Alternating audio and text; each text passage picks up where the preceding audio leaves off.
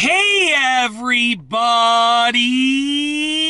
I'm here today to tell you to never drive with a dog in the car like this.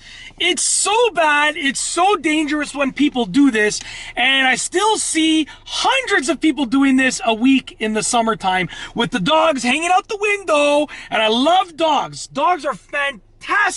My brother-in-law has a German Shepherd. My in-laws had a what's it called? Golden Retriever. I'm sorry about that.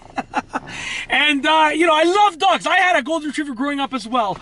Everyone in my family has a dog, except for my own family, basically. But my sister has a Labradoodle. Anyways, the thing is, people drive with dogs unsecured, and it's so bad, it's so dangerous. Number one for the dog, number two for you, number three for everyone around you. I'll tell you why. So let's go over how people drive with dogs, that they shouldn't drive like this, okay?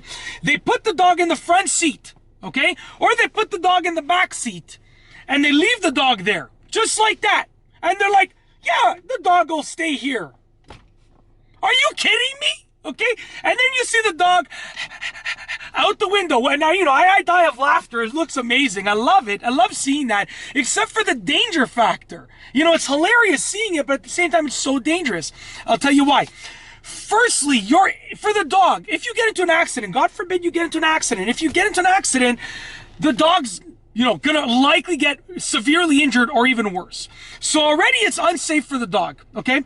Number two, it's unsafe for you and everyone else. I'll tell you why.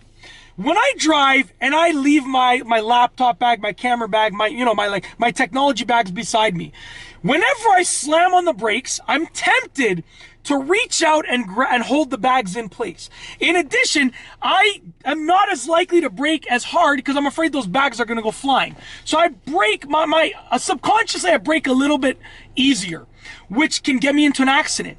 Now that's what I do with bags. Imagine if I had a dog in here, unsecured. If I brake, I'm going to reach over to block the dog, or reach back here if the dog's in the back seat to block the dog.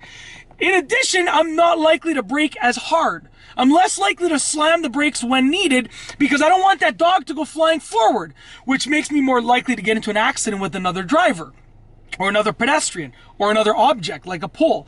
So with that being said, if you drive your dog around, okay, secure that dog in place. And I don't mean put a seatbelt around the dog. There are devices that you can get, harnesses that go around the dog that attach to the seatbelt.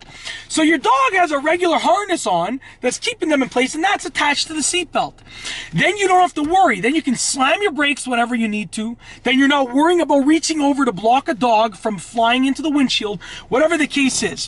Whenever I see someone driving a dog unsecured, I almost cry. Like I said, I laugh when I see the dog's head out the window. It's hilarious to look at, but I almost cry because it's so dangerous. And I'm like, you're literally rolling the dice with the dog's safety and well-being. What kind of dog owner are you? Okay, spend the money, get a nice dog harness that clips onto the seatbelt or into the car in some way, shape, or form, and you will become a better driver, and that dog will be safer overall. Okay, now it depends where you live. Some places have laws for driving dogs around.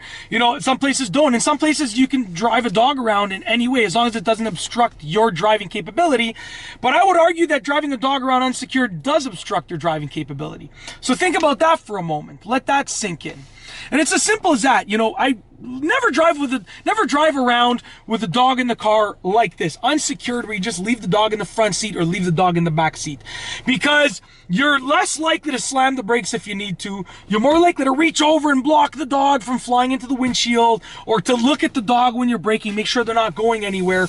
It's just a dangerous driving situation. Like I said, I noticed that I did that with my technology bags.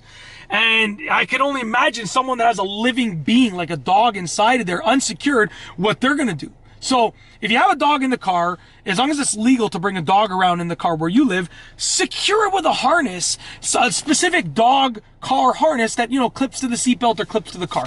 And that's it. If you like this video, please be sure to give it a thumbs up. Let me know what you think down below as a comment. And of course, be sure to subscribe for more great videos just like this one. And that's all I have for you today. Thanks for watching.